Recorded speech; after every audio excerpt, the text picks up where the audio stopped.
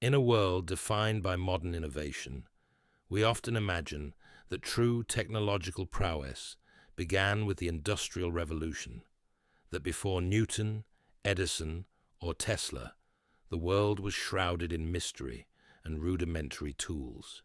Yet, as archaeologists brush dust off clay tablets and divers pull bronze fragments from the sea floor, they reveal a truth far more complex. The past, it turns out, was not devoid of genius. It was rich with it. Across the vast expanse of human history, brilliant minds crafted devices that defied the limits of their eras. These were not merely primitive tools or symbolic rituals, but functional, intricate technologies, some centuries, even millennia, ahead of their time. These inventions remain an enigma, not just because of what they were, but because of what they challenge. They force us to re-evaluate the trajectory of human knowledge. Could it be that ancient civilizations possessed scientific understanding that rivaled or even exceeded parts of our own? This audiobook documentary will take you on a journey through time, from the sun-scorched ruins of Mesopotamia to the watery depths near Antikythera, from the steamy jungles of India to the iron-capped monoliths of ancient China. Along the way, we will explore inventions that shouldn't have existed, at least not according to the traditional timeline of technological development. These include the Baghdad Battery, an artifact that suggests the ancients may have harnessed electricity 2,000 years before Volta, the Antikythera Mechanism, a device of such complexity that it has been dubbed the first analog computer, the Roman recipe for concrete, which has stood the test of time better than many of our modern equivalents, and the mysterious Greek fire, a weapon whose secret has died with empires. We'll also journey to Petra and examine the Nabatean mastery of hydraulics, visit ancient Indian surgical theatres guided by the physician Sushruta, and unravel the code of the Incan quipu, a stringed language that may represent one of the most advanced information storage systems in pre-Columbian America. We'll explore the seismoscope of the Han Dynasty, constructed in 132 AD to detect earthquakes, and analyze the rust-resistant metallurgy behind the Iron Pillar of Delhi, a monument that refuses to decay. These are not myths or folklore. These are tangible, testable artifacts, built with ingenuity, passed through time, and now resurrected by science. But how do we know these inventions were real? And how much of what we claim to know is conjecture? That is the delicate dance between archaeology, experimental reconstruction, and interpretive science. Many of these inventions come down to a fragment, a corroded bronze gear, a length of copper wire, a soot-covered urn. And the story must be pieced together like a puzzle. Scholars use ancient texts, cross-cultural comparisons, and modern lab analysis to paint a fuller picture, but even the most convincing reconstructions are often built atop layers of uncertainty. Yet uncertainty should not be mistaken for impossibility. The very presence of such artifacts in archaeological layers is a provocation, an invitation to expand our understanding of what the ancients were capable of. There's a certain humility in realizing that many of our modern conveniences may in fact be echoes of forgotten wisdom. In some cases, it seems the ancients were not just inventing, they were mastering fields we have only recently begun to explore again. Consider, for example, the level of astronomical precision encoded in the Antikythera Mechanism, which includes planetary movements, lunar cycles, and eclipse predictions, or the possibility that the Baghdad Battery, could have been used for electroplating, allowing artisans to coat objects with thin layers of precious metal without smelting. These aren't random accidents. They are signs of scientific method, observation, and experimentation. Moreover, they force us to confront an uncomfortable truth. Knowledge is not always cumulative. Civilizations fall, libraries burn, generations forget, and with them, entire disciplines can vanish into the ash of time. The Library of Alexandria may be the most symbolic loss, but it is hardly unique. Throughout history, earthquakes, wars, and conquest have erased the work of brilliant minds. What we are left with are the artifacts, the silent, immovable survivors of calamity. And in those, we find not only the ingenuity of the past, but the possibility of rediscovery. And so, as we delve into each chapter of this audiobook, we will take a forensic approach. We'll examine how each invention was likely built, what materials were used, what modern reconstructions have revealed, and what mysteries still remain. At times, we'll examine competing theories, some purely academic, others bordering on speculative. But through it all, the guiding light will be a simple yet powerful question. What did the ancients know that we've forgotten? As you listen, keep in mind that these are not mere relics. They are messages, not in words, but in wires and wheels, cogs and copper, pillars and powders. They are the fingerprints of early engineers, chemists, astronomers, and artisans, many of whom remain unnamed, their identities lost to time, but their legacy echoing through stone, metal, and fire. We do not aim to romanticize the ancient world, nor do we suggest it was superior to our own, but we do believe it was far more sophisticated than commonly assumed. And within that sophistication lies a kind of silent inspiration, a reminder that the march of human curiosity is timeless. So close your eyes, open your mind, and prepare to descend into the ancient world. Not a world of primitive huts and superstition, but one of gears, formulas, alloys, and theories. Welcome to Ancient Wonders, the forgotten inventions of antiquity. In the bustling chaos of 1930s, Baghdad, amid the dust-laden streets and scattered ruins of an empire long past, a discovery was made, one that would ignite a firestorm of speculation and force historians, chemists, and electrical engineers to look again at the ancients with newfound respect. It came not from a royal tomb or a secret library, but from a nondescript archaeological dig in the village of Kujut Rabu, just a few miles southeast of Baghdad. What they unearthed appeared simple, unremarkable even: a clay jar with a copper tube and an iron rod sealed with bitumen. But in its simplicity lay a mystery. Some would later call it the first battery in human history. Today, we know it as the Baghdad Battery, uncovering the unexpected. The find came during an excavation led by Wilhelm König, the Austrian director of the National Museum of Iraq.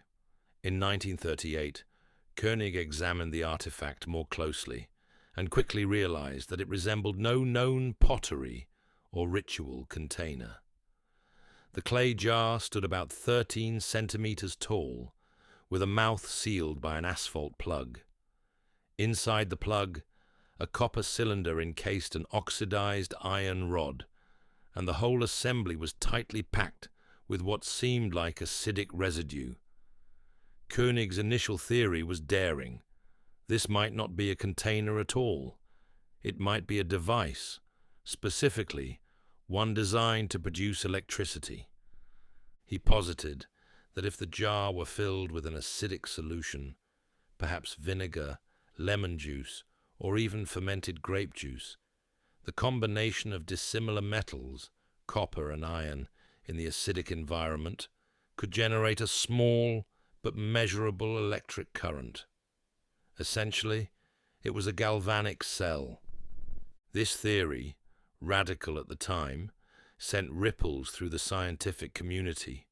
If correct, it meant that people living during the Parthian or Sassanid eras, roughly 250 BCE to 250 CE, had discovered electrochemical principles over 2 millennia before Alessandro Volta formally invented the battery in 1800. But could it really be true? Anatomy of a mystery. Let us take a closer look at the components. The jar. Fired clay, typical of the region, porous, slightly rough, and shaped to stand upright. No inscriptions or decoration. The copper cylinder, formed from a rolled copper sheet, sealed at the bottom with a copper disc. The construction is neat, if not mechanically perfect, suggesting skilled craftsmanship.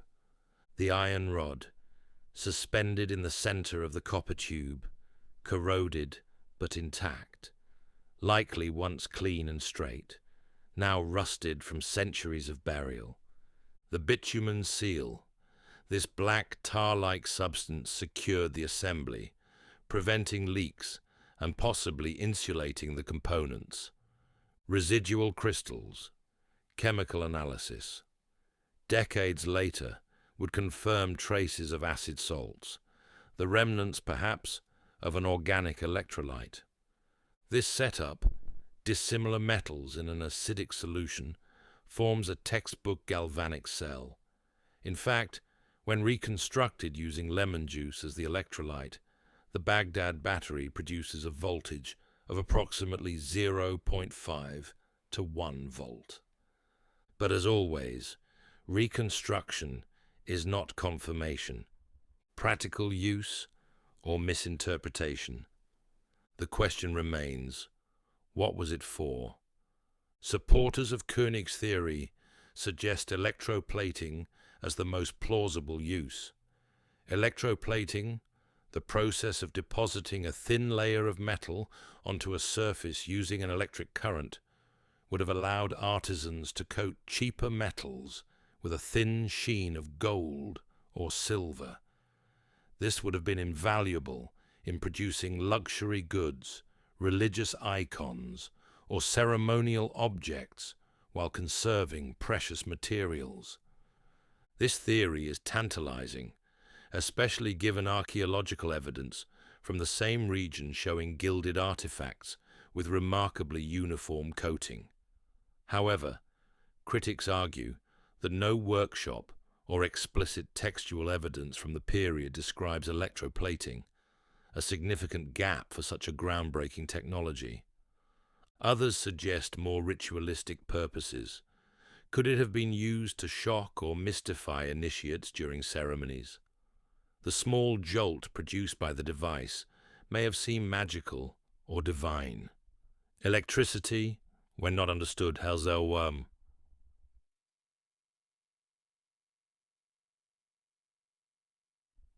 had the aura of mysticism.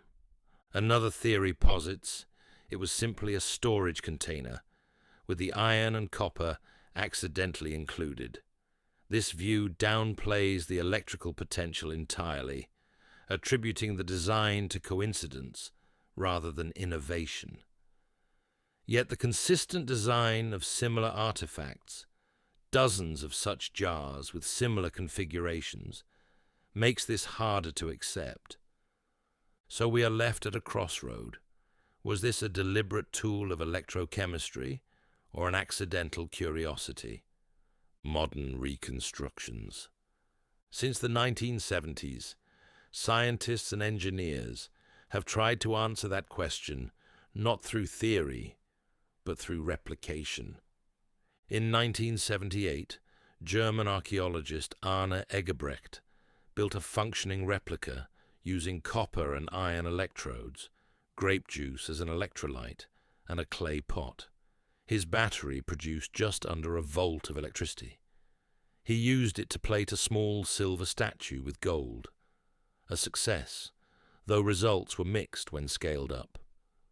Later, a team at Mythbusters conducted their own tests. Using lemon juice as the electrolyte, their version of the Baghdad Battery also generated a small voltage. However, they could not achieve consistent electroplating results without linking several batteries together, something no archaeological site has yet revealed. But even if primitive, the underlying idea remains clear. The principle works. Whether the ancients used it to electroplate, deliver shocks, or perform rituals, they had, at least in part, understood how to manipulate chemical reactions to generate electricity. The electrical landscape of the ancient world. This leads to a larger, more fascinating question. Could the Baghdad Battery be one of many? We know that the ancient world was more connected than we once believed. Trade networks crisscrossed continents. Knowledge, myth, and material flowed from Mesopotamia to Egypt, from India to Rome. If electricity, even in its simplest form, was discovered in one region, might it have traveled elsewhere? Egyptian hieroglyphs depict strange, bulbous objects that some fringe theorists have interpreted as light bulbs. The Dendera light theory, though discredited by most scholars, exemplifies the desire to fit modern concepts into ancient frameworks. However, the Baghdad Battery remains a real, functional, and repeatable discovery. Its implications are less about what it did and more about what it represents, a glimpse into an ancient scientific mindset, one driven by observation, experimentation, and purpose. The debate among scholars. Despite all reconstructions and theories, the academic community remains divided. Skeptics argue the device's simplicity is not indicative of understanding, and that other explanations, such as use as a scroll holder or container for sacred scrolls, are more plausible. They point out the lack of documentation, schematics, or workshop remains. Proponents, meanwhile, highlight the consistency in design, the chemical evidence, and the technological plausibility. They argue that just because we haven't found a full lab doesn't mean one never existed. Much of history has been lost to war, erosion, and time, a forgotten spark. What makes the Baghdad Battery so captivating is not the small amount of electricity it might have produced, but the idea that it could have existed at all. If the ancient world had access, however limited, to electrical energy, then the arc of technological progress becomes less linear. It suggests that humanity has discovered, forgotten, and rediscovered knowledge in cycles. Civilizations rise and fall, but innovation flickers in the darkness, sometimes dim, sometimes bright, occasionally lost altogether. The Baghdad Battery, for now, remains a puzzle with missing pieces. But one thing is certain: it is a device that refuses to fit neatly within the traditional narrative of history.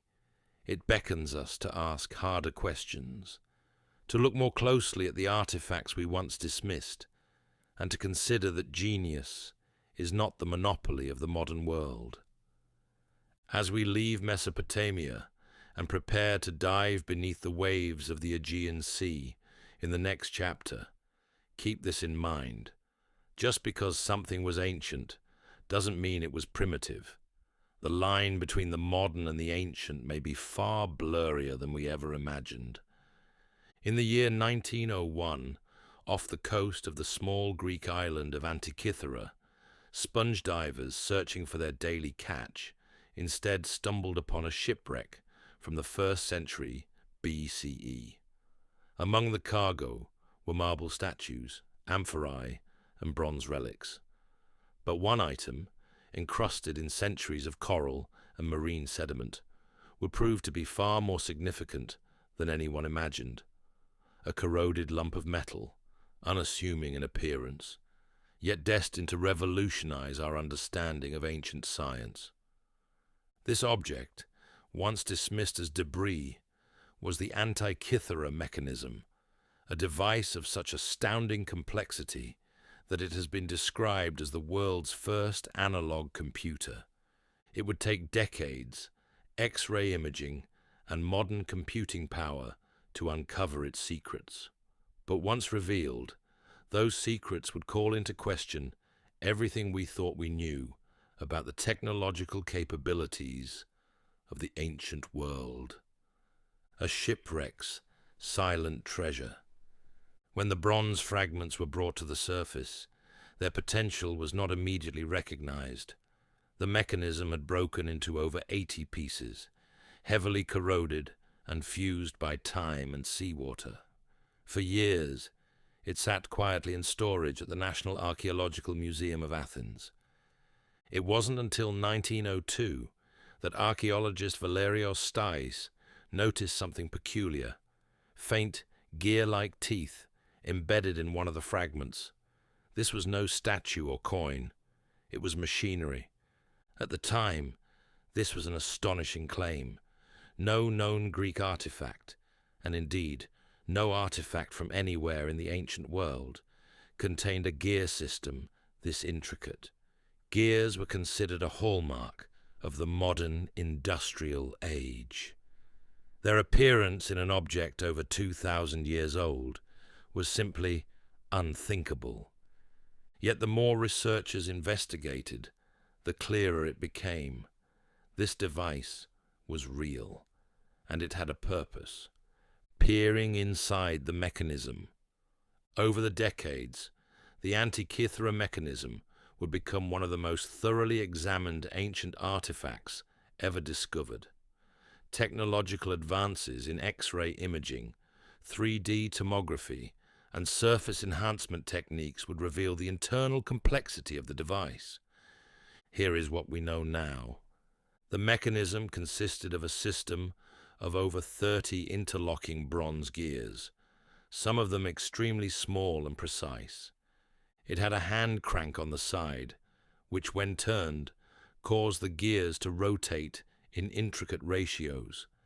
Dials and pointers on the front and back of the device indicated astronomical data, including the phases of the moon, the positions of the 5 known planets at the time: Mercury, Venus, Mars, Jupiter, and Saturn, the solar and lunar calendars, the Metonic cycle, a 19-year lunar cycle, the Saros cycle, predicting solar and lunar eclipses, the Olympiad dial, which likely tracked the 4-year cycle of the ancient Olympic Games.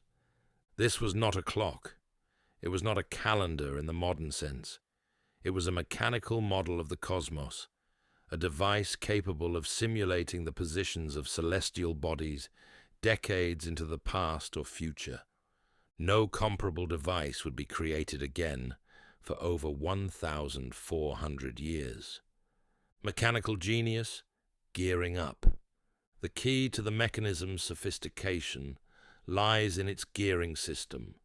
The ancient engineers employed differential gearing, a concept believed to have been invented during the 16th century in Europe. Yet here it was, clearly embedded in a device from Hellenistic Greece. The gears were carefully cut from bronze sheets and mounted on axles. Some gears had non-circular shapes, designed to account for the elliptical orbit of the moon. The level of precision in these components suggests a deep understanding, not just of mechanical principles, but of astronomical mathematics as well. The gear teeth were arranged in epicyclic systems, which allowed the mechanism to simulate complex planetary motion, including retrograde motion, where a planet appears to move backward in the sky due to Earth's orbit. The designers of the Antikythera mechanism did not just observe the sky, they mathematically modeled it. This is not the work of amateurs. It is the fingerprint of an advanced scientific culture. Who built it? One of the most tantalizing questions surrounding the Antikythera mechanism is, who was responsible for its creation? Several theories exist, but none are conclusive.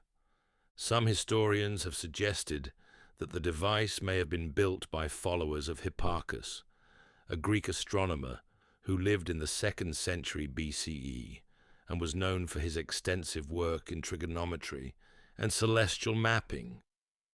Others point to Posidonius, a Stoic philosopher and polymath based in Rhodes, a known center of mechanical innovation and astronomy. There is also speculation that the design may have drawn inspiration from the work of Archimedes, the legendary mathematician and inventor of Syracuse. Although Archimedes died nearly a century before the shipwreck, his influence endured, and he was known to have built orreries, mechanical models of the heavens. Regardless of who built it, what is clear is that the knowledge required to create the Antikythera mechanism was not the product of isolated brilliance. It was the result of a culture steeped in science, mathematics, and mechanical engineering. A culture that, for reasons still not fully understood, vanished.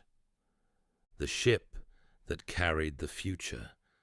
The Antikythera mechanism was not found in a laboratory or workshop, but in a shipwreck. This fact raises another critical mystery. Who was transporting it, and where was it going? The ship likely sailed from the eastern Mediterranean, perhaps from the coast of Asia Minor or Rhodes, headed toward Rome or another major port of the Roman Empire. It was laden with luxury goods, marble statues, fine glass, bronze, likely intended for a wealthy elite. Was the mechanism a navigational tool, an educational device, a gift for a statesman or scholar, or something even more personal, an ancient scholar's prized possession, carried with them on a doomed voyage? The answers remain elusive, but the fact that the mechanism was not found in a temple or observatory, but among the wreckage of a commercial vessel, suggests that it may have been more widely known, and perhaps more commonly used, than we think. A timeline rewritten. For over a century, the Antikythera mechanism stood alone, a technological singularity in the ancient world. It did not fit. It had no ancestors, and seemingly no descendants. Historians struggle to place it in any coherent lineage. But recent discoveries are beginning to change that. In 2022, archaeologists announced they had found a workshop in Rhodes that may have produced gear-based devices similar to the Antikythera mechanism. Inscriptions and tool marks hint at an entire tradition of precision engineering, one that may have existed before the Roman conquest and been extinguished in its wake.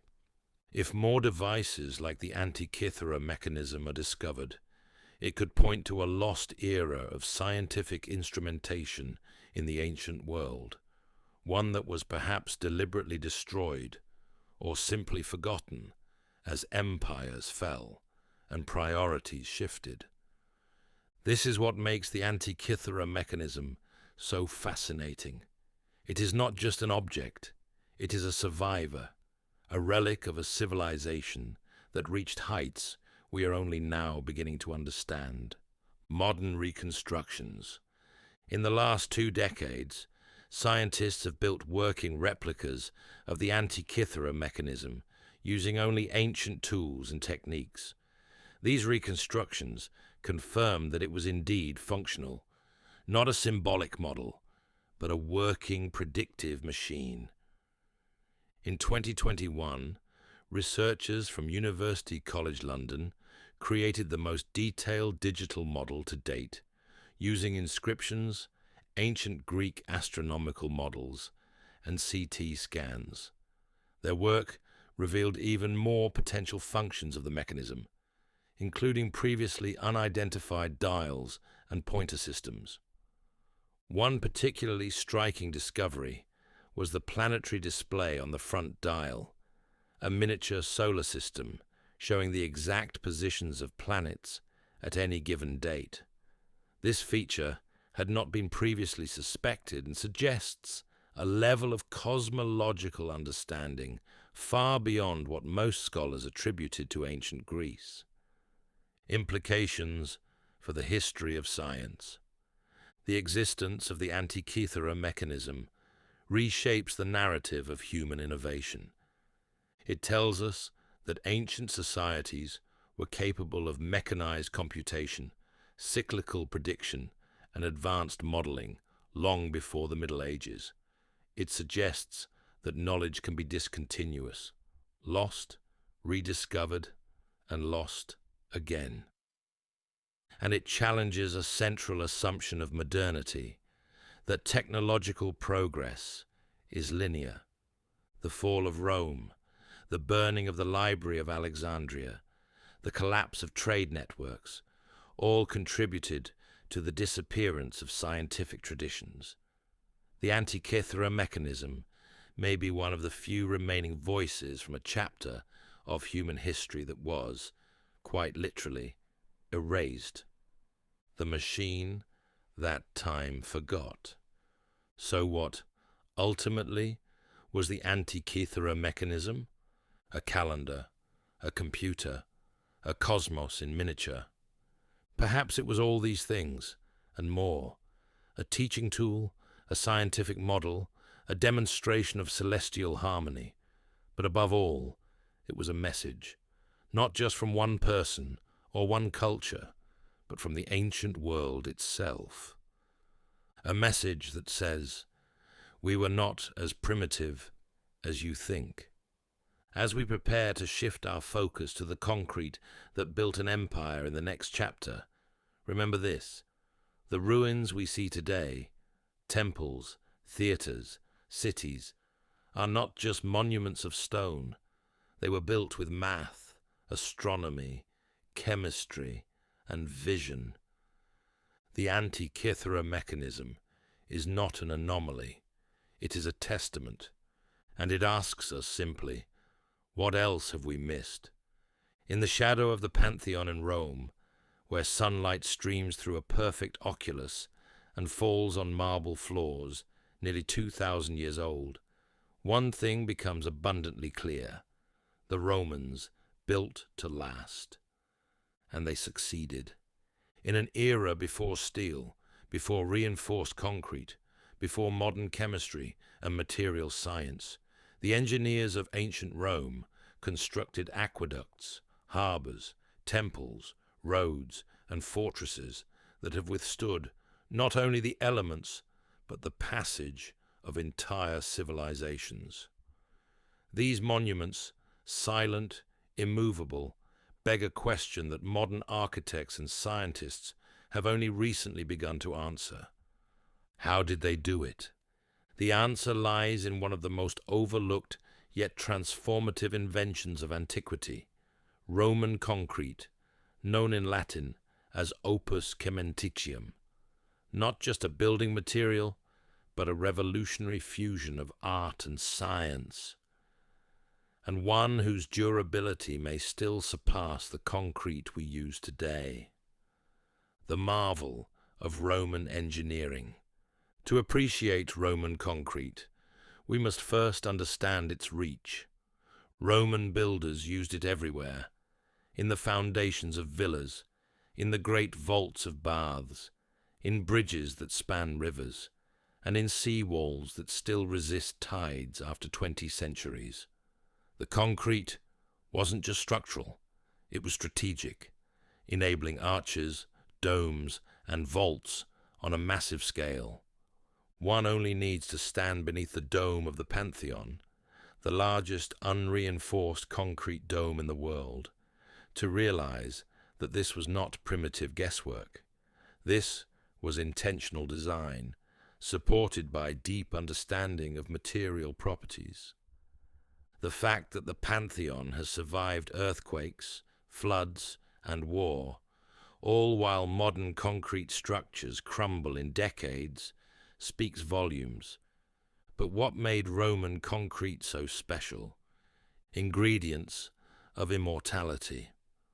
Modern concrete is usually made from Portland cement, sand, gravel, and water. It hardens quickly and can be poured easily, but it's prone to cracking and environmental degradation.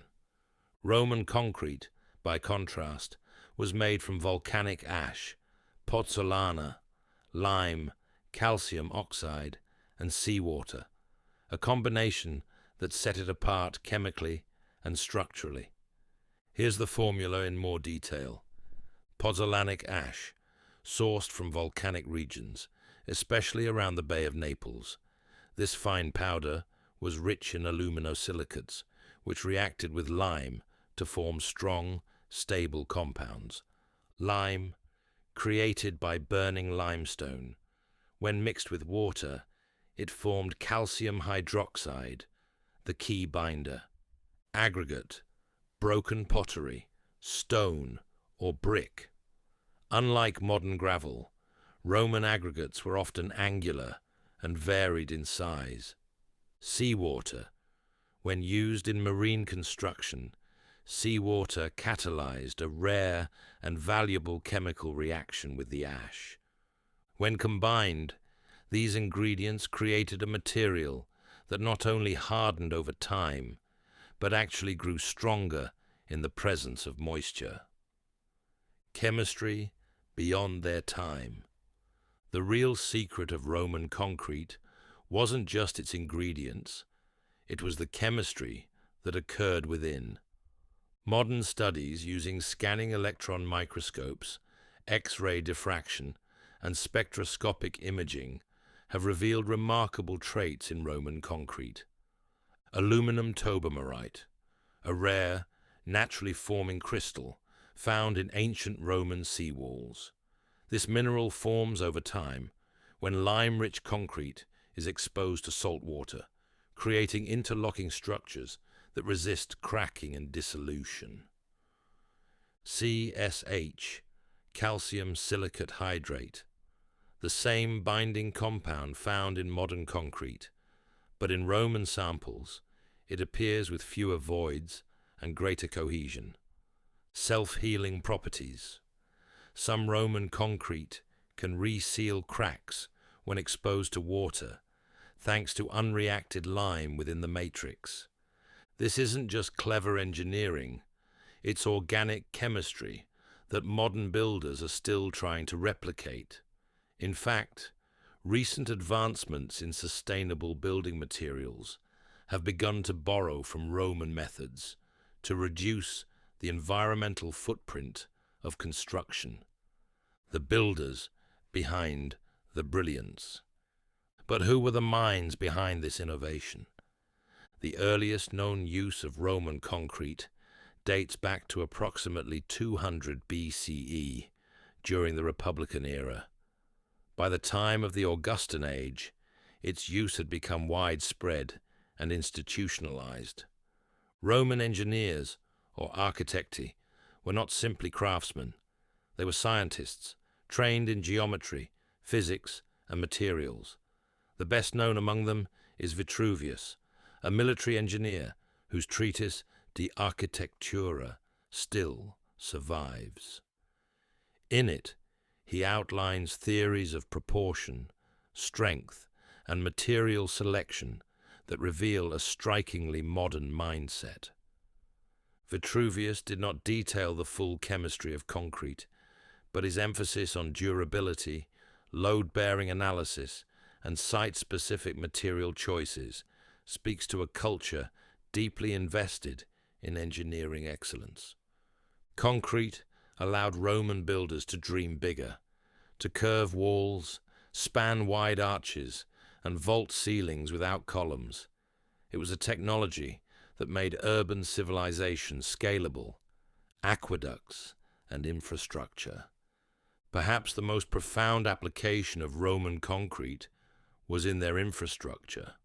The aqueducts, over 400 kilometers of elevated channels, supplied cities with fresh water from miles away. Concrete was used to line the channels, waterproof them, and support their towering arches.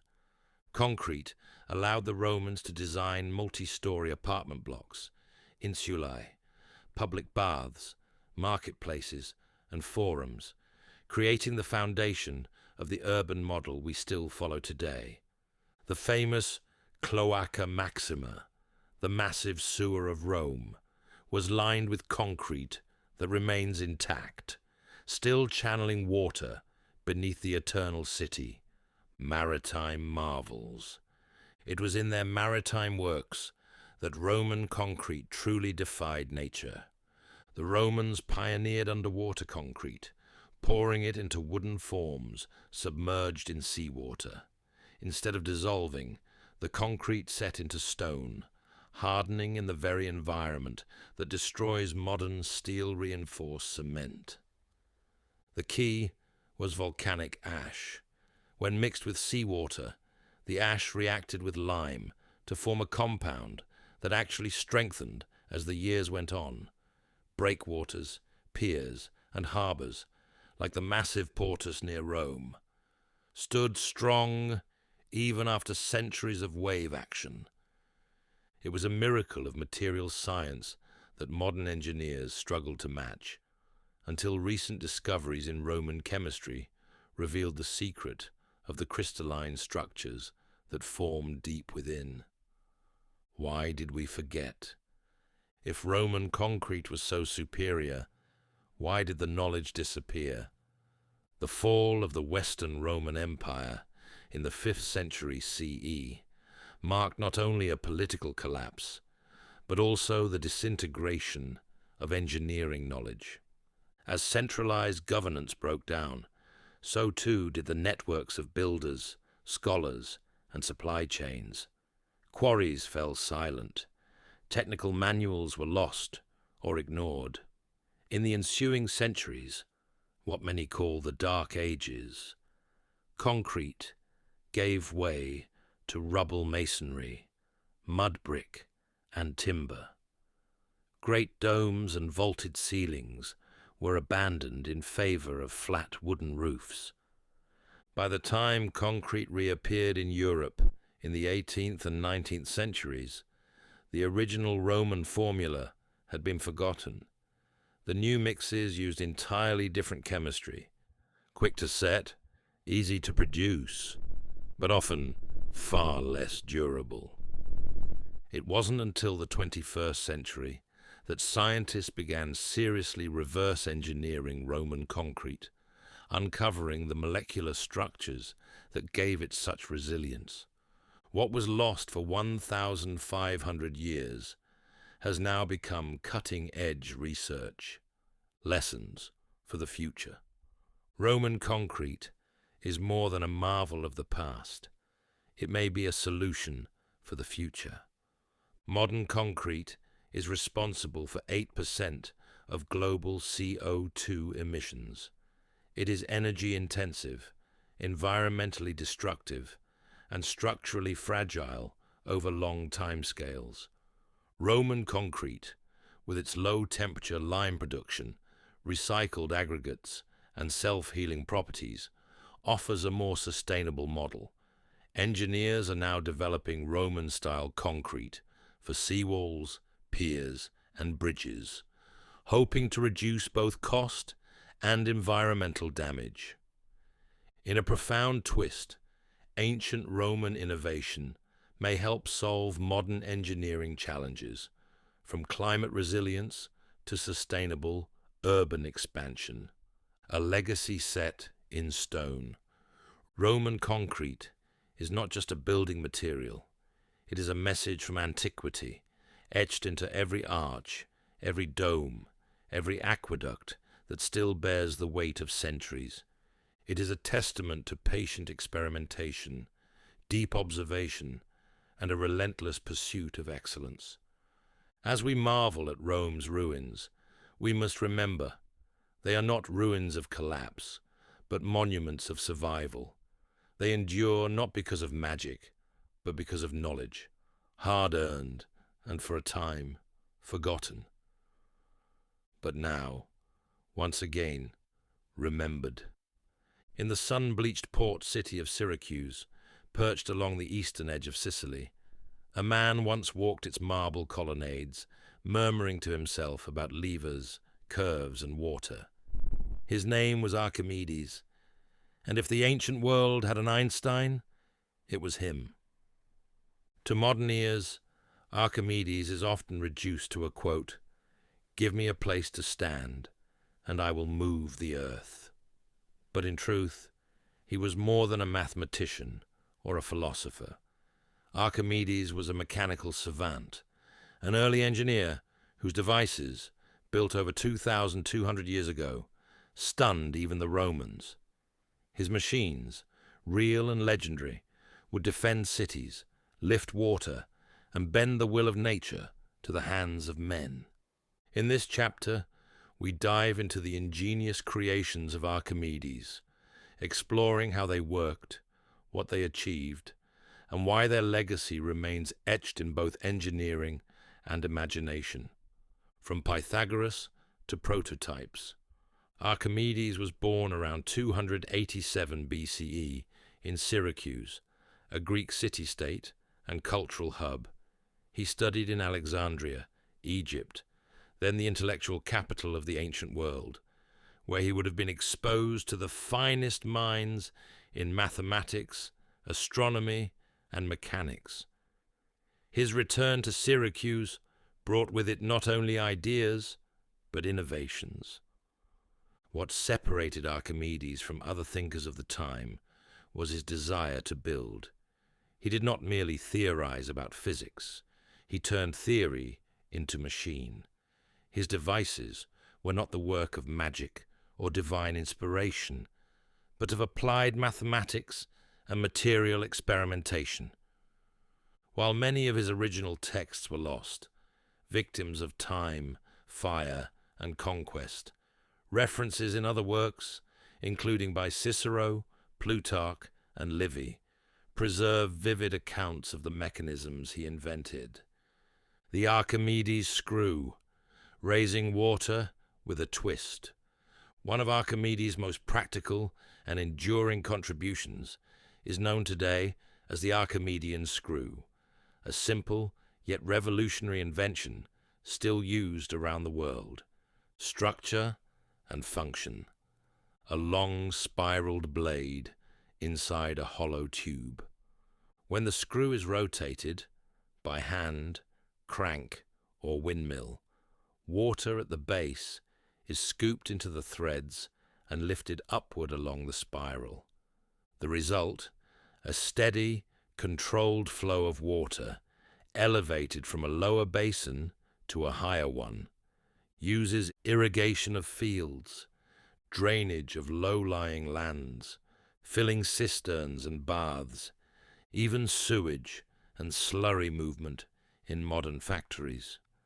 The genius of the Archimedes screw lies in its elegance. It uses no complex gearwork, no pressurization, no valves, just geometry and rotation. With a single motion, it converts rotary movement into vertical displacement.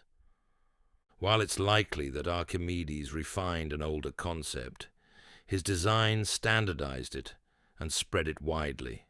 Today, it powers fish-friendly turbines, irrigation systems in developing countries, and even industrial conveyor belts for grains and powders. A 2,000-year legacy still turning. The claw of Archimedes, defense by engineering. Not all of Archimedes' machines were peaceful. Some were designed for war, not in the pursuit of conquest, but in defense of Syracuse. In 213 BCE, during the Second Punic War, the Roman Republic laid siege to the city. Their ships, bristling with men, ballistae, and battering rams, pushed toward the fortified coastline. The Romans expected resistance. They did not expect Archimedes. According to the historian Polybius, and later expanded upon by Livy and Plutarch, Archimedes developed a terrifying machine now known as the claw of Archimedes, or the iron hand. Design hypothesis: large cranes mounted on the city walls, giant grappling hooks or metal tongs extended out over the sea. When a ship came close, the claw dropped, seized the vessel, and then either lifted and capsized it into the sea, or smashed it against the rocks. Whether or not the full descriptions are literal, the accounts are consistent.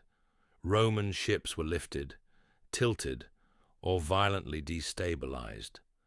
The psychological impact of this unseen mechanical defense was profound. Roman soldiers, it is said, became terrified of approaching the walls at all, unsure where the next machine might strike. While no physical remnants of these claws survive, modern reconstructions using cranes, levers, and counterweights have proven that such a device was entirely feasible, given Archimedes' mathematical capabilities and access to Syracuse's robust engineering resources. The burning mirrors, fact or myth? Among Archimedes' more controversial inventions is the alleged use of concentrated sunlight to ignite Roman ships, the infamous burning mirrors. According to Lucian and later Anthemius of Tralles, Archimedes arranged polished bronze mirrors to reflect and focus sunlight onto enemy vessels, setting them ablaze.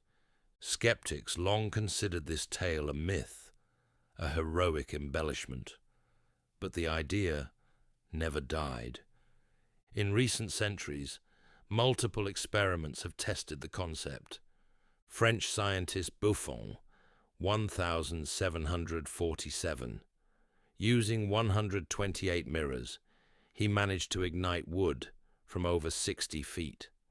MIT students, 2005, replicated a similar setup using polished shields and managed to smolder wood at 100 feet, although not ignite it instantly. Mythbusters, 2006-2010. Their tests failed to achieve open flame, but confirmed that concentrated heat buildup was plausible. The consensus today is that while the burning mirror may have been possible under perfect conditions, dry ship, stationary target, midday sun, it was likely more symbolic than practical. Still, the idea reveals Archimedes' deep grasp of optics and energy concentration, principles modern solar engineers still apply. Archimedes' levers, the power to move worlds. Archimedes' most famous contribution may be his understanding of leverage. Give me a place to stand, and I will move the earth. This was not hyperbole. Archimedes demonstrated the principle of the lever so effectively that he was able to move massive weights with minimal force. His understanding of moments, pivots, and load distribution became the cornerstone of mechanics. He applied this knowledge to shipbuilding, using compound pulleys and levers to launch ships, lifting devices for cranes, siege weapons, and cargo movement, war machines, ballistae, catapults, and torsion devices, all tuned to maximum efficiency through balance and counterweight. The very language of physics, fulcrum, torque, mechanical advantage, owes its existence to Archimedes' breakthroughs, the lost works and their legacy. Much of Archimedes' knowledge survives only through references, translations, or parchments reused in medieval monasteries. The most famous of these is the Archimedes palimpsest, discovered in 1906, a Byzantine prayer book written over a scraped-off copy of his original treatise. Using multispectral imaging, researchers uncovered treatises on floating bodies, mathematical proofs for infinitesimals, diagrams for spiral curves, concepts akin to calculus 1,800 years before Newton and Leibniz. His machine diagrams, however, are largely lost. What remains are accounts, reconstructions, and the impact of his thinking on generations of engineers, a mind ahead of his time. Archimedes was not only a scientist and inventor, but a thinker of systems, someone who could imagine not just how one machine worked, but how a network of machines interacted. He unified mathematics and physicality, concept and construction.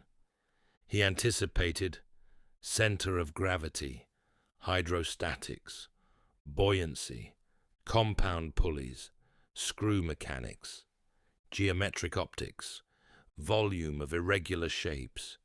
He was, in many ways, the bridge between ancient myth and modern engineering. Death of a genius. The end of Archimedes was as tragic as it was symbolic. In 212 BCE, after years of resisting the Roman siege, Syracuse finally fell. Despite orders from the Roman general Marcellus to spare Archimedes' life, he was killed, reportedly by a soldier who found him drawing geometric figures in the sand. "Do not disturb my circles," Archimedes allegedly said, his final words a plea for the sanctity of thought amidst chaos.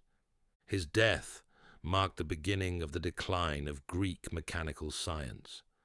Though his name survived, his devices were lost for centuries. Only in the Renaissance did Europe begin to rediscover his genius, his influence visible in the notebooks of Da Vinci, Galileo, and Newton.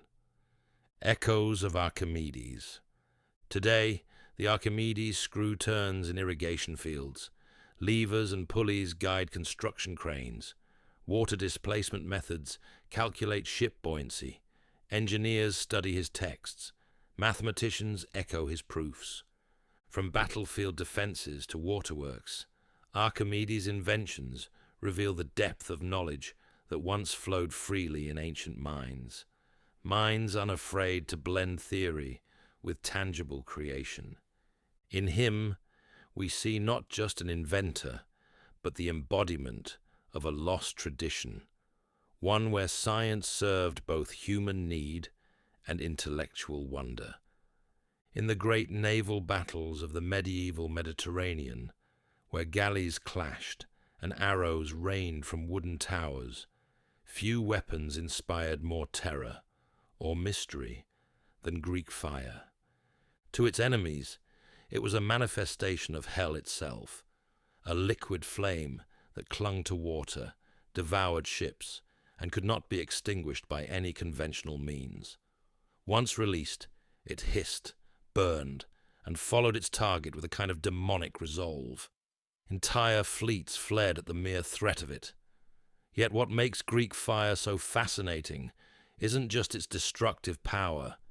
It's the centuries-long secrecy of its formula, the technical ingenuity of its delivery, and the enduring mystery of its composition.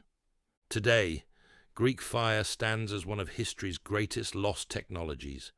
This chapter delves into what we know and what we don't about this devastating invention of the Byzantine Empire. Origins in Fire and Empire. Greek fire emerged from the embattled heart of the Eastern Roman Empire, better known to history as Byzantium. The Byzantine capital, Constantinople, was not just a city, it was a fortress, perched on the edge of two continents and surrounded by enemies, Persians, Arabs, and later, Crusaders. By the late 7th century, the Byzantine Empire was under siege by the Umayyad Caliphate. The year was 672 CE, and the Arabs had mounted a massive naval campaign against Constantinople. Their armada was formidable. The Byzantines, vastly outnumbered, needed more than bravery. They needed an advantage. They turned to a man named Callinicus of Heliopolis, a Greek-speaking Jewish or possibly Syrian Christian alchemist. He presented the emperor with a weapon so fearsome, so effective, that it would secure the city's defense for decades to come. This was liquid fire, what we now call Greek fire, the weapon that burned on water. What set Greek fire apart was its behavior. Ancient and medieval sources are remarkably consistent in describing it. It ignited on contact, even with water. It could adhere to surfaces, including human skin and ship hulls. It burned on the sea, defying the natural extinguishing properties of water. It was nearly impossible to put out, except by smothering with sand, vinegar, or urine. It could be launched from a distance using siphons, pressure tubes, and even grenade-like jars. This wasn't merely burning oil. It was a chemical weapon, deployed centuries before gunpowder reached Europe. Its effects were both physical and psychological, terrifying the enemy and inspiring legends of divine intervention. Greek fire helped save Constantinople multiple times, notably in 678, 717 to 718, and 941 CE, during sieges and sea battles where the Byzantines were outnumbered. It gave them a technological edge that their enemies could neither replicate nor resist. Delivery systems, the first flamethrowers. Perhaps even more astonishing than the liquid itself was the apparatus used to deliver Greek fire. Historical texts describe siphons mounted on Byzantine ships, bronze or iron tubes that projected fire like a modern flamethrower. These were often installed on dromons, fast and agile Byzantine warships. The system is believed to have worked using pressure, generated by a hand pump or bellows, forcing the combustible liquid through heated nozzles. Upon exit, the liquid either self-ignited or was ignited by a flame at the tip. Descriptions also exist of handheld siphons used in close combat, grenades, likely clay or glass jars, filled with Greek fire and thrown by hand or catapult, copper tubes, disguised in statues or ship figureheads, releasing fire in surprise attacks.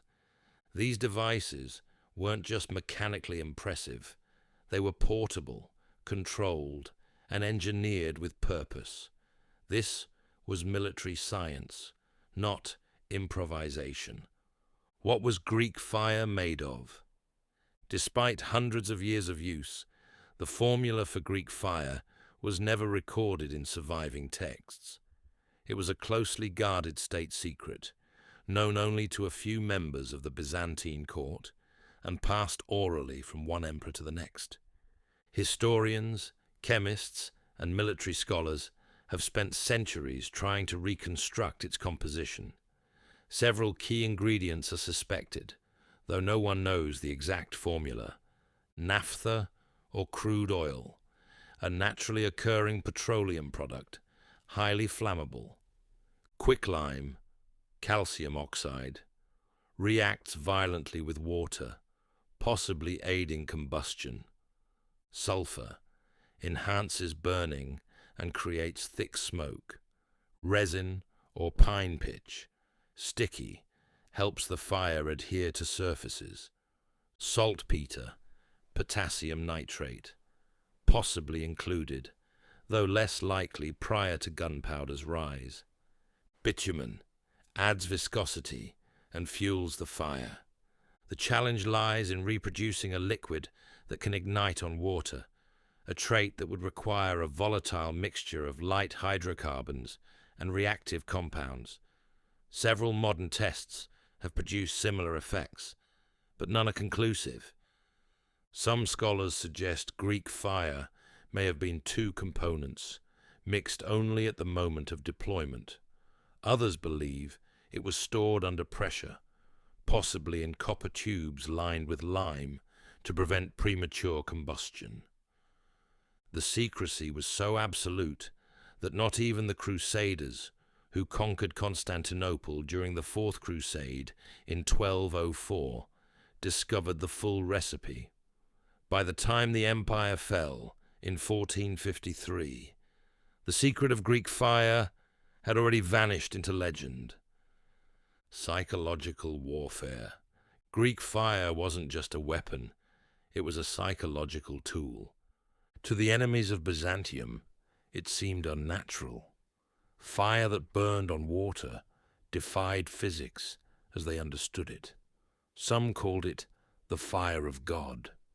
Others believed it was magical, a divine gift bestowed upon the Christians of Constantinople.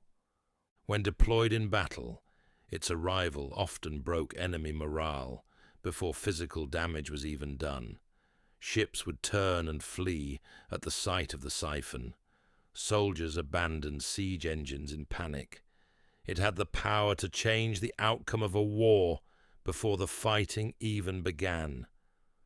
This effect was magnified by the fact that only the Byzantines had access to it. No one else could produce it, copy it, or steal it.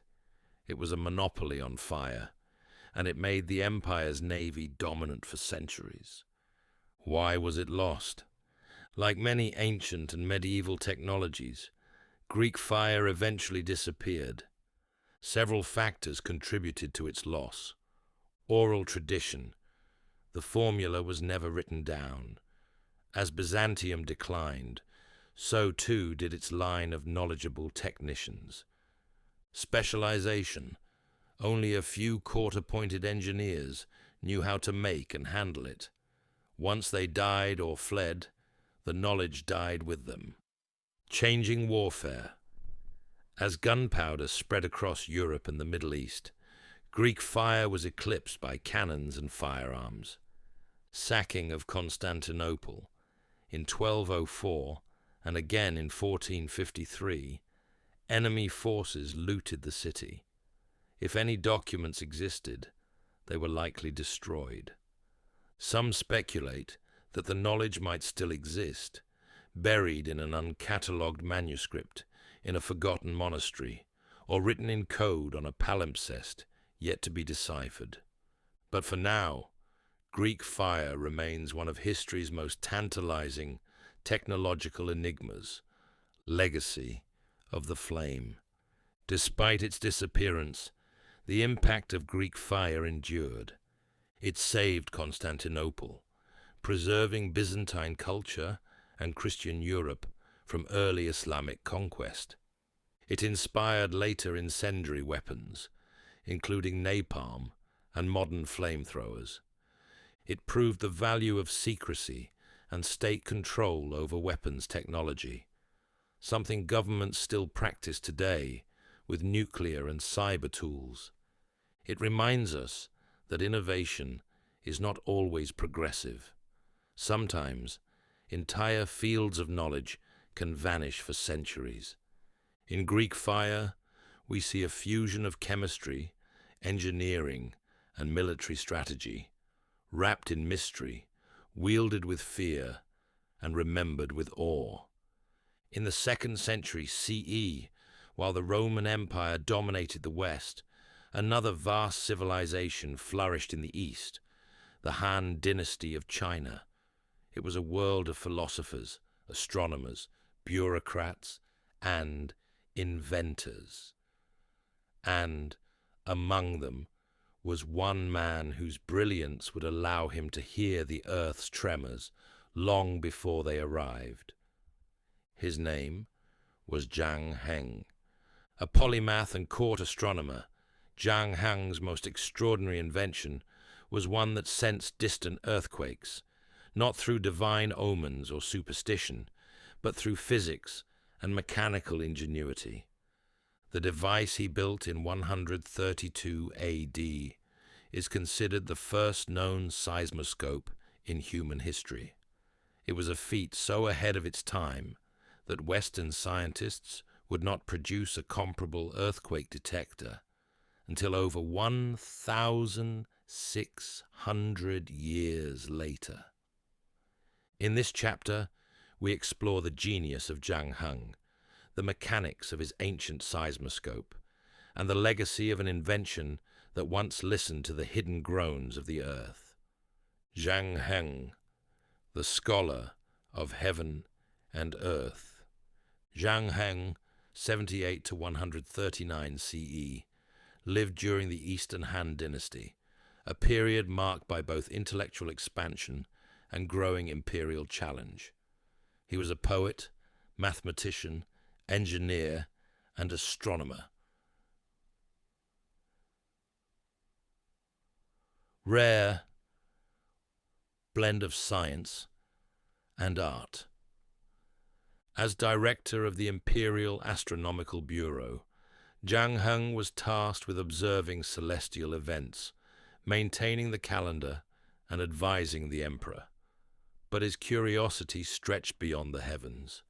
He was obsessed with cycles, celestial, mathematical, and terrestrial. China had long suffered from devastating earthquakes, many of which occurred in remote provinces far from the imperial capital. Often, word of such disasters arrived weeks or months too late to mount a timely response. Zhang Heng sought to change this. He envisioned a device that could detect an earthquake at the moment it occurred, even if the shock waves hadn't yet reached the court. A machine not based on mystical insight, but on physical motion, one that could listen to the Earth's subtle signals. What he created would amaze even modern seismologists. The design, bronze, dragons, and gravity. Zhang Heng's invention was called the Hufeng Didong Yi, literally, instrument for measuring the seasonal winds and the movements of the earth. At first glance, it resembled a large bronze urn, nearly 2 meters in diameter, but what set it apart was the array of 8 dragon heads mounted evenly around its circumference. Beneath each dragon sat an open-mouthed bronze toad, positioned to catch whatever might fall from above. The entire setup looked ceremonial, even symbolic, but it was an intricately tuned mechanical device. How it worked, as modern reconstructions suggest. Inside the urn was a pendulum or inverted mass, delicately suspended within a framework. This mass was extremely sensitive to vibrations. When seismic waves from a distant earthquake reached the instrument, the mass shifted in the opposite direction of the wave. That motion triggered a mechanical release mechanism corresponding to one of the 8 directional dragon heads, aligned with cardinal and intercardinal directions: north, northeast, east, southeast, south, southwest, west, northwest. From the activated dragon's mouth dropped a bronze ball, which fell into the open mouth of the toad below, making a distinct metallic sound. This sound indicated both that an earthquake had occurred and which direction it came from. Though Zhang Heng's writings were later lost, early Chinese historians described the mechanism in detail. The elegance of the design lay not just in its sensitivity, but in its clarity. A single ball drop meant instant recognition. No interpretation required. The first recorded use. One of the most famous historical accounts occurred shortly after Zhang Heng introduced the device. In 138 CE, the instrument released a ball from the west-facing dragon, a signal that an earthquake had struck far west of Luoyang, the Han capital. Court officials were skeptical. No shaking had been felt in the capital, and no damage was reported nearby. But days later, a messenger arrived confirming that a major earthquake had struck the Longxi region, hundreds of kilometers to the west, exactly in line with the machine's reading. The court was stunned. For the first time, the emperor had a tool that could detect distant disasters in real time, enabling faster aid and emergency response. More than a scientific marvel, the seismoscope became a political instrument, reinforcing the emperor's divine mandate to protect his people. Inside the mechanism, reconstruction and theory, no physical example of Zhang Heng's original seismoscope survives. What we know comes from descriptions in historical texts, such as the Book of Later Han, and the ingenuity of modern engineers and historians. Several reconstructions have been attempted over the past century. Among the most successful, Wang Zhenduo, 1936, a Chinese historian and engineer. Wang created the first working replica using a pendulum mechanism. His version could accurately detect directional vibration using weighted levers connected to spring-loaded dragons. Zhang Yigang, 2005, a modern engineer who created a digital enhanced replica capable of registering movement in controlled seismic tests.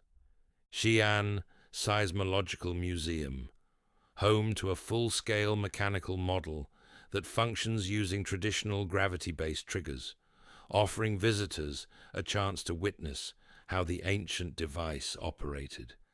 The common consensus is that the seismoscope was not a seismograph. It did not measure the strength or waveform of an earthquake, but rather a binary detector. A quake either occurred or it didn't.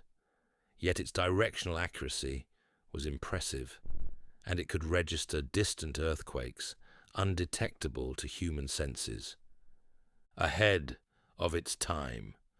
To appreciate the magnitude of Zhang Heng's invention, consider this. In the West, the first seismometer wasn't built until the 18th century, and the first accurate seismograph not until the 19th century. These later devices use pendulums, rotating drums, and electromagnetic systems.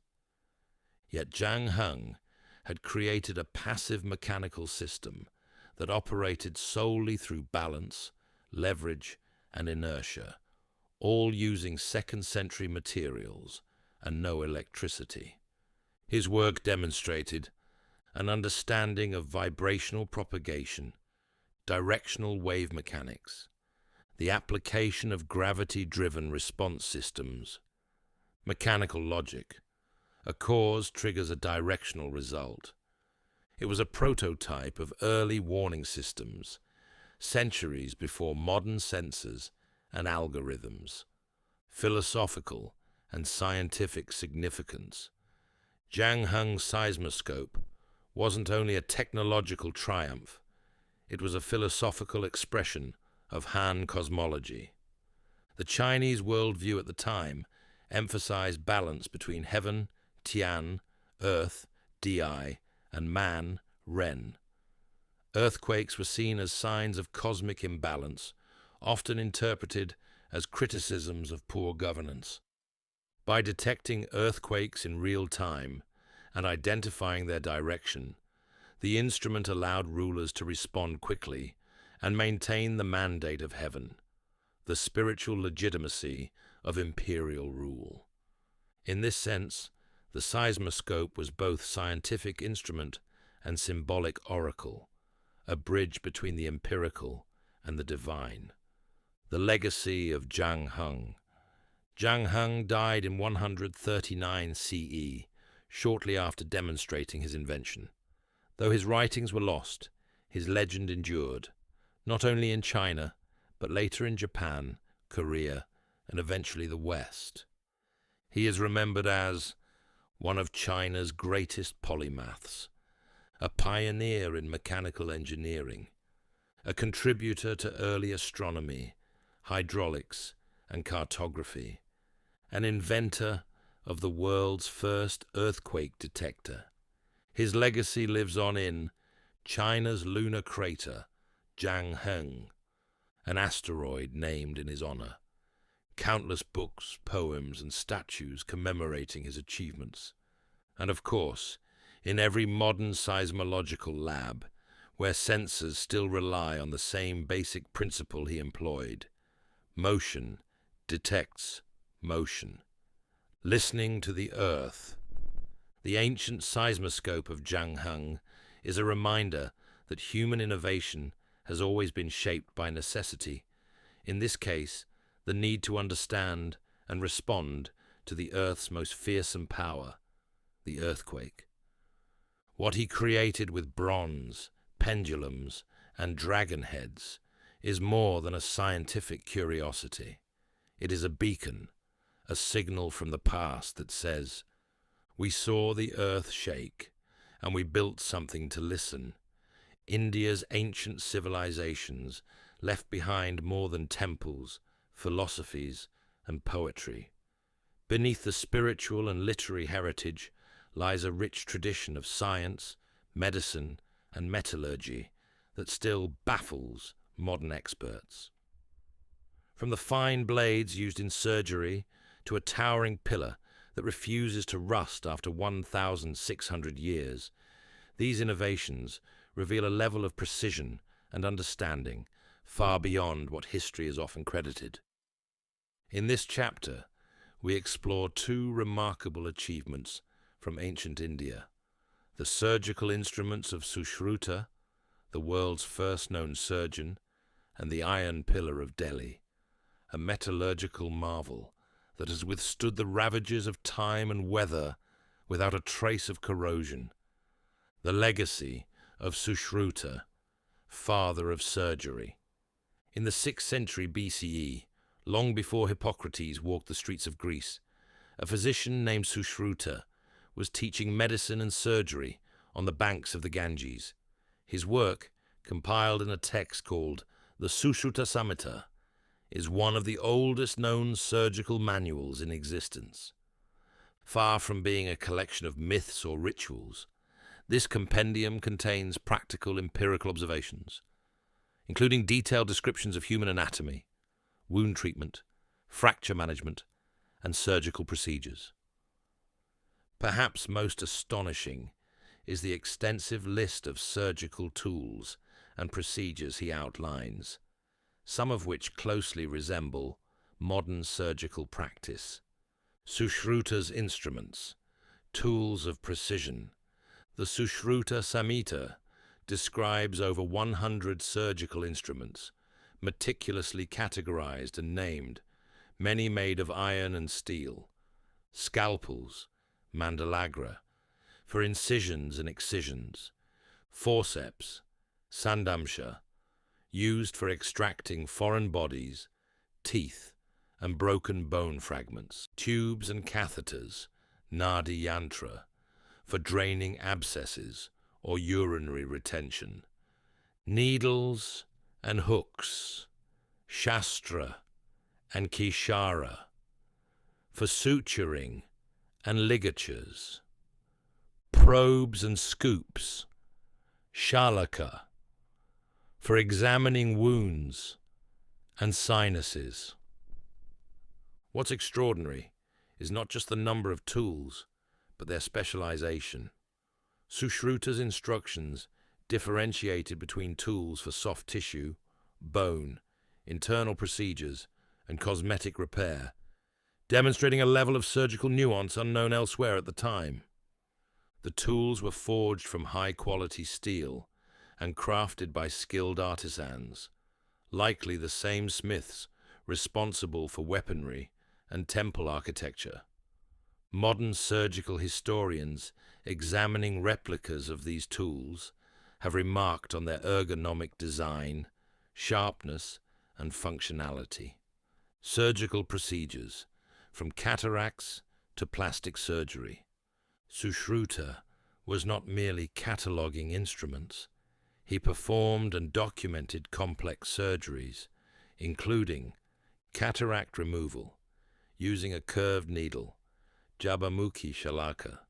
Sushruta performed what we would now recognize as couching, displacing the cataract lens to restore partial sight. Hernia repair, with descriptions of the inguinal region. He outlines techniques for managing hernias surgically. Fracture management, use of splints, traction, and even early forms of plaster to immobilize broken limbs. Caesarean sections, rare but documented, with detailed references to maternal care and recovery. Plastic surgery, most famously, Sushruta describes rhinoplasty, nose reconstruction, using a flap of skin from the cheek or forehead, a technique now known as the Indian flap, still used in reconstructive surgery today. These procedures were performed without anesthesia in the modern sense, but used wine and herbal sedatives, antiseptic herbs, and post-operative wound care, suggesting a deep understanding of pain, infection, and healing. Sushruta emphasized training through dissection, often of animals and cadavers, and warned against surgeons who operated without experience or precision. His approach was methodical, evidence-based, and driven by the goal of alleviating suffering, in keeping with the Ayurvedic principle of balance between mind, body, and spirit, global influence, and historical silence. Indian surgical knowledge, preserved in Sanskrit texts, was transmitted eastward to Tibet and China, and westward through Arabic translations during the Islamic Golden Age. Scholars such as Al-Zarawi, Abulcases, and Avicenna referenced Indian techniques in their own medical writings. Yet, over time, much of India's medical knowledge was obscured by colonial narratives that cast ancient science as primitive or mystical. Only in the 20th century did global medical historians begin to re-examine texts like the Sushruta Samhita with scientific seriousness, revealing a tradition of surgery that predated European efforts by over a millennium. The Iron Pillar of Delhi, a metallurgical enigma, rising nearly 7 meters, 23 feet, into the air and weighing over 6 tons, the Iron Pillar of Delhi stands quietly in the Qutub complex, surrounded by the ruins of ancient temples and the towering Qutub Minar. At first glance, it's a simple monument, but for metallurgists and materials scientists, it is one of the greatest puzzles of the ancient world. Despite being over 1,600 years old, the pillar has not rusted. In a climate known for its monsoons, humidity, and pollution, this feat seems almost impossible. How did ancient Indian metalworkers create a corrosion-resistant iron column using pre-industrial technology? Origins and inscription.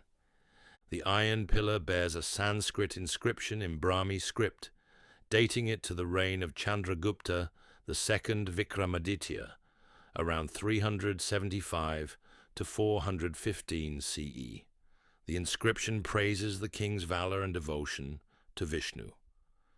It is believed that the pillar was originally erected in Udayagiri, Madhya Pradesh, and later transported to Delhi, possibly during the reign of the Delhi Sultanate. There is no evidence that it was ever part of a building.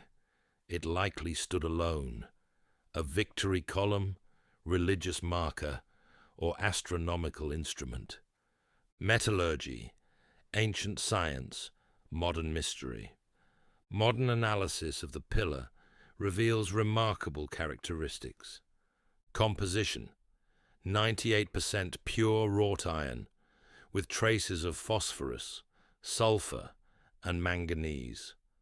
No lime was used in smelting, unlike modern techniques. High phosphorus content. This plays a crucial role in the formation of a protective passive film. Metallurgical studies show that the pillar is coated in a thin, uniform layer of misoite, a complex crystalline compound of iron, oxygen, and hydrogen phosphate. This passive layer prevents further oxidation and thus corrosion. The key lies in the forge welding process used by ancient Indian ironworkers, who slowly hammered and layered the metal at high temperatures, allowing impurities to separate and beneficial compounds to form. The result? A self-healing oxide layer, remarkably durable, and still protecting the pillar today. Lost knowledge or lost recognition? India was known in antiquity for its high-carbon steel, particularly wood steel, which was exported as far as the Roman Empire and the Middle East. Damascus blades, famous for their sharpness and flexibility, were forged from Indian steel ingots. The techniques used to create the iron pillar were likely related to the same smithing tradition, yet the exact recipe, much like Greek fire or Roman concrete, was lost over time. Why? The rise of mass production and industrial methods changed how metal was made. Oral traditions faded as empires fell and texts were lost. Colonial neglect of native sciences suppressed recognition of Indian metallurgy until modern scholars revisited the data. Only in the 20th and 21st centuries have we begun to appreciate what the iron pillar represents. Not a mystery, but a material triumph of observation, patience, and skill. A dual legacy. In one chapter of Indian history, we find blades that healed and pillars that endure. The surgical instruments of Sushruta and the corrosion-resistant iron pillar are not anomalies. They are expressions of a culture deeply engaged in science, craftsmanship, and human well-being. Where the surgeon used iron to restore the body, the smith used it to defy time. Together, they remind us that true innovation is not always loud or recorded in glory. Sometimes it is hidden in ancient texts or standing silently in the open air, defying decay, waiting to be understood. Tucked into the rose-red cliffs of southern Jordan lies a city once thought to be mythical, a place hidden from the modern world for centuries. Its name is Petra, and it was the capital of the Nabatean kingdom. Civilization, often overshadowed by Rome, Persia, and Egypt, but one that left behind a breathtaking legacy, carved into stone and engineered into desert. The Nabateans were more than just architects of temples and tombs. They were masters of water, skilled in the art of hydraulics, harvesting, and sustainable engineering in one of the driest regions on Earth. Their ability to control, store, and distribute water made Petra not just livable, but prosperous, supporting tens of thousands of people, lush gardens, and vibrant trade, all deep in the arid Arabian desert.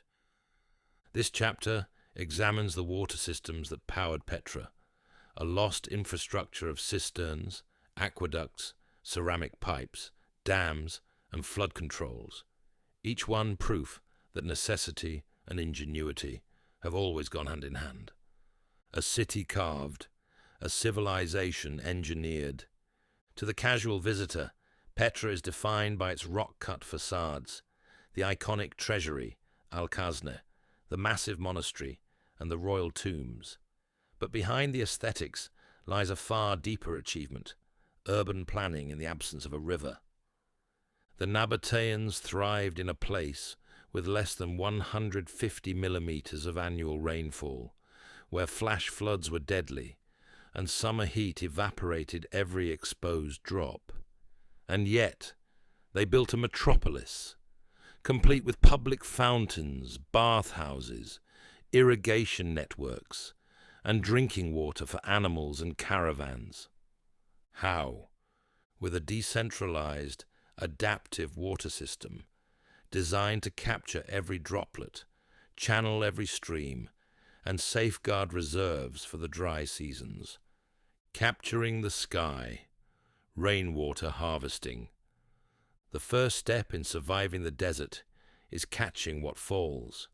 The Nabateans built thousands of small catchment basins, sluices, and runoff channels carved directly into the rock or lined with plaster.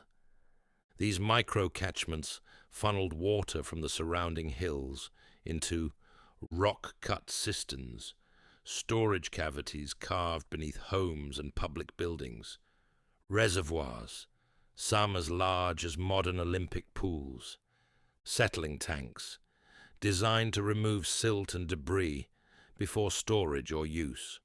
In Petra alone, over 200 cisterns have been documented, many still functional today. These were not random holes, but part of a carefully mapped system that distributed water across neighborhoods, market areas, and temples. Each cistern was designed to balance collection rate, storage capacity, and access, a decentralized system that protected the city from both scarcity and flood. Flood control, taming the arid torrent. Despite its arid climate, Petra was, and remains, prone to violent flash floods, especially through the narrow Syke Gorge that leads into the city. To survive these floods, the Nabateans engineered diversion dams, spillways, and hidden channels. A diversion tunnel was carved upstream of the Syke, redirecting water away from the passage into a nearby valley. A secondary rock-cut channel hugged the cliff walls to capture any overflow. Check dams and retention basins further upstream slowed the floodwaters before they could gather destructive momentum. These hydraulic structures didn't just prevent disaster, they turned danger into opportunity by storing floodwater for later use.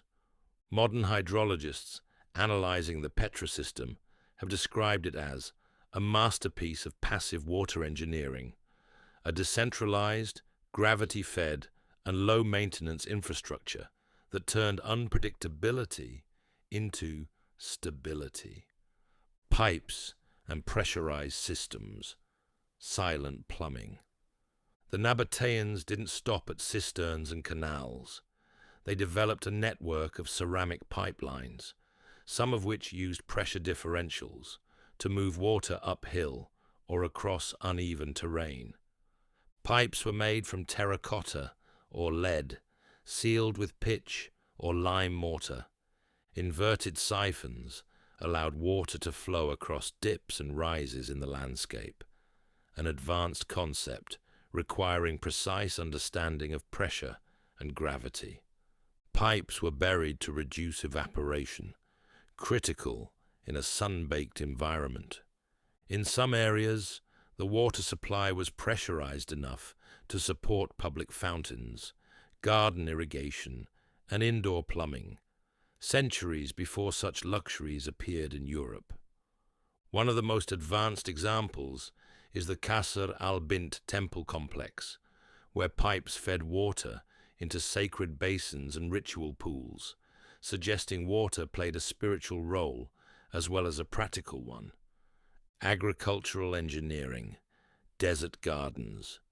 With control of water came the power to cultivate.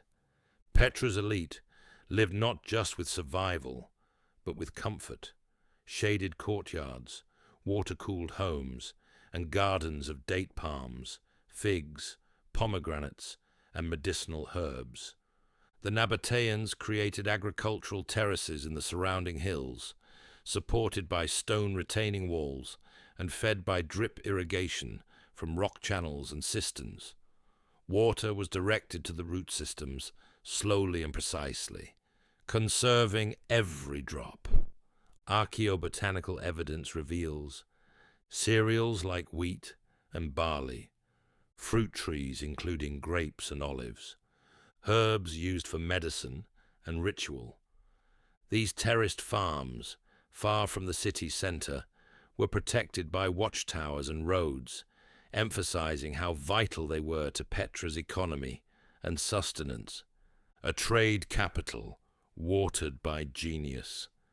Petra was not an isolated city. It was a caravan hub linking Arabia, Egypt, Syria, and the Mediterranean.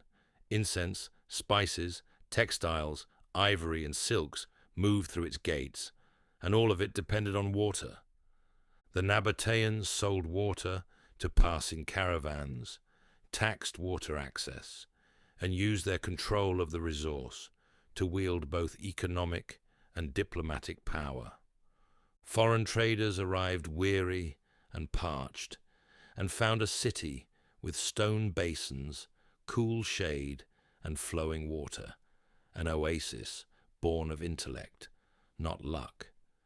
In an environment where water dictated life or death, the Nabateans turned it into a commodity, a weapon, and a source of civilization, collapse, and preservation. By the 3rd century CE, Petra's power began to wane. The Roman annexation, shifting trade routes, and later earthquakes took their toll. Petra was largely abandoned by the 8th century CE, eventually forgotten by the outside world, until it was rediscovered by Swiss explorer Johann Burckhardt in 1812. Ironically, the same water system that made Petra flourish contributed to its ruin. Earthquakes destroyed key channels, floods overwhelmed compromised cisterns, and the delicate balance between capture and control was lost. Yet today, many of Petra's water systems still function. Explorers and archaeologists have traced ancient channels that continue to direct rainwater exactly as they did 2,000 years ago. It is not just preservation, it is proof. Proof that the Nabateans engineered a desert to yield life. Lessons from the sandstone city. Petra's story challenges our assumptions about ancient peoples. These were not passive victims of climate or terrain. They were engineers, hydrologists, and urban planners. The Nabateans managed distributed water supply networks centuries before modern cities, balanced sustainability with growth, never overextending their reach, turned a hostile landscape into a thriving society, not through conquest, but through calculation. As the modern world grapples with water scarcity, climate unpredictability, and the need for sustainable infrastructure, Petra offers not a relic, but a model. Echoes in stone and water. Every drop that fell into a Nabatean cistern was an act of planning. Every aqueduct curve, a decision made with care. Every terrace, a labor of purpose. Petra is not just a lost city. It is a testament to human adaptation, to the power of engineering in service of life, and to the idea that even in the harshest environments, knowledge can bloom into civilization. High in the mist-wrapped peaks of the Andes, the Inca Empire once ruled over a realm so vast and complex that even modern historians struggle to grasp how it functioned. With no written language, no metal coins, and no wheels in common use, the Inca still managed to construct a highly centralized, administratively precise civilization, one of the largest in the pre-Columbian Americas. Their secret, a remarkable system of knots and strings known as the quipu. Far more than decoration or cultural ornament, the quipu, sometimes spelled kipu, was a record-keeping device, a memory aid, and perhaps even a form of proto-writing. It was the lifeblood of communication across an empire of mountains and valleys, deserts and jungles. And while its numerical function is now partially understood, its full potential may still be hidden, waiting to be unraveled. In this chapter, we descend into the fibers of the quipu, exploring how this deceptively simple system of colored threads may represent one of humanity's most fascinating and most mysterious ancient technologies. What is a quipu? A typical quipu consists of a main cord, usually spun cotton or wool, multiple pendant strings of varying colors, lengths, and materials attached to the main cord, knots tied along the pendant strings in patterns that encode information, additional subsidiary cords attached to pendants, creating a branching, tree-like structure. Each knot had meaning, the placement of the knot on the string, its type, and even the twist of the thread carried data. But here's the astonishing part. This system of fiber-based coding was used to manage the affairs of an empire with millions of subjects, spanning thousands of kilometers from modern-day Colombia to Chile. The Incas used quipus to track tax obligations, record population censuses, manage storehouse inventories, monitor military units, mark astronomical events, possibly convey stories, names, or concepts. In an empire with no alphabet, the quipu was the administrative nervous system, the math behind the knots.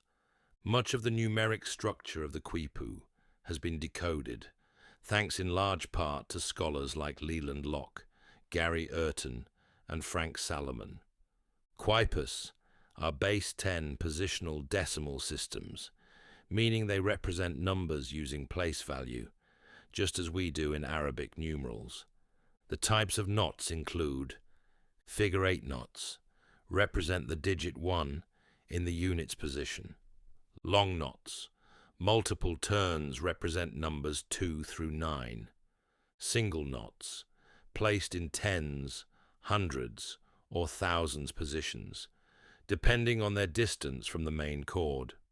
For example, a quipu might show 2 single knots in the third position, thousands, 4 single knots in the second, hundreds, 7 long knots in the first, units. Interpreted together, this would represent the number 2407. The brilliance lies in its simplicity, portable, durable, and universally interpretable within the Inca administrative structure. Color and meaning. The threads themselves carried information too. Colors denoted categories: red for warriors, yellow for maize, white for silver, and so on. Twist direction, S-twist versus Z-twist, could encode gender or status. Material, cotton versus camelid fiber, may have indicated highland or coastal origin. Knot spacing and string layout added additional layers of context. This multi-dimensional coding system allowed the Incas to compress complex data into a tactile, visual object, one that could be read, verified, and physically compared to other quipus. Quipucamayos, or quipu readers, were highly trained officials responsible for tying and reading these devices. They held positions of great trust and traveled with imperial tax collectors, census takers, and messengers. Beyond numbers, Quipu as language. The biggest mystery of the Quipu is not the numbers, it's what else might be there. While the numeric logic has been largely decoded, many scholars believe that Quipus may have also conveyed narrative information, perhaps even names, myths, or historical records. Evidence for this includes Quipus found buried with individuals, possibly to record lineage or achievements. Strings with no apparent numerical values, but unusual color sequences or knots. Inca accounts passed down orally that mention Quipus being used to read stories of ancestors, conquests, and dynasties. Some researchers propose that Quipu may have functioned like a binary or symbolic system, akin to how Chinese characters or computer code work. If true, it would mean the Inca developed a unique, non-phonetic form of non-linear writing. One not based on sound or letters, but fiber, form, and position. We may be staring at a lost writing system, waiting for its Rosetta Stone, tragedy, and erasure. When the Spanish conquistadors arrived in the 16th century, they saw the Quipu not as a marvel, but as sorcery, an object of fear and suspicion. Spanish chroniclers like Pedro Cieza de Leon and Felipe Guaman Poma de Ayala noted Quipus being used in legal testimony and land disputes, showing their continued use even decades after conquest. But over time, the colonial authorities destroyed thousands of Quipus, fearing their association with paganism and rebellion. Missionaries often ordered them burned, breaking the line of oral and tactile knowledge passed down through generations of Quipucamayos. Today, fewer than 1,000 Quipus survive in museums and collections, most of them disconnected from their original context, like books with missing pages and no index. Rediscovery and decoding. In recent years, scholars have used computer modeling, knot analysis, and indigenous oral histories to try and reconstruct Quipu meanings. Projects like the Quipu Database Project at Harvard University are cataloging each known Quipu, documenting knot type, string color, fiber material, positional data. One promising line of study comes from Quipus, from the Corral civilization, predating the Inca by over 4,000 years, which suggests Quipus may have evolved over millennia, the longest continuous recording tradition in the ancient Americas. Lessons from the threads. The Quipu is not just a relic, it's a reminder that writing doesn't have to look like ink on paper. It can be tied into string, woven into cloth, or carved into the landscape. The Incas took a material as humble as fiber and turned it into a tool of empire, a system that allowed them to govern vast distances, feed massive populations, and build one of the most organized civilizations in the pre-industrial world. And perhaps, hidden in those threads, lies a forgotten language. The story of human progress is not a straight line. It is a spiral, looping through discovery and loss, invention and oblivion. For every technology that has survived into our modern age, countless others have vanished, buried under ash, forgotten in libraries, or dismissed as legend. This documentary has taken you across continents and millennia, from the humming circuits of the Antikythera Mechanism to the silent knots of the Quipu, from lightning in a jar near Baghdad to the enduring mystery of fire upon the sea. What we've uncovered in each chapter is not just ancient ingenuity, but a profound and humbling truth. The ancients were not waiting to be enlightened. They were experimenting, engineering, calculating, and adapting, just as we are today. A tapestry of forgotten knowledge. Let's step back and recall the inventions we've explored. The Baghdad Battery, hinting at electrical knowledge 2,000 years before the Industrial Age. The Antikythera Mechanism, a gear-driven analog computer that rivaled 18th century clockwork. Roman concrete, superior to much of what we produce today, still holding strong after 2,000 years. Archimedes' war machines and water screws, marrying abstract mathematics with battlefield and agricultural applications. Greek fire, a chemical weapon so advanced and tightly guarded that its recipe died with its empire. Zhang Heng's seismoscope, capable of detecting earthquakes from hundreds of kilometers away, without electricity or electronics. Sushruta's surgical instruments, crafted in iron, used with precision to perform operations that wouldn't resurface in Europe until centuries later. The iron pillar of Delhi, still standing uncorroded, challenging our assumptions about early metallurgy. Petra's hydraulic infrastructure, a miracle of desert engineering that turned scarcity into abundance. The quipu, not just a counting tool, but possibly a form of language encoded in threads and knots. Each of these is an artifact of brilliance, not an accident, not a mystery, but a technology developed by people who observed, measured, tested, and refined, just as we do now. The cost of forgetting. So why did these technologies disappear? Some were lost to war, like the burning of the Library of Alexandria. Others to conquest, as in the destruction of Incan civilization and its Quipucamayos.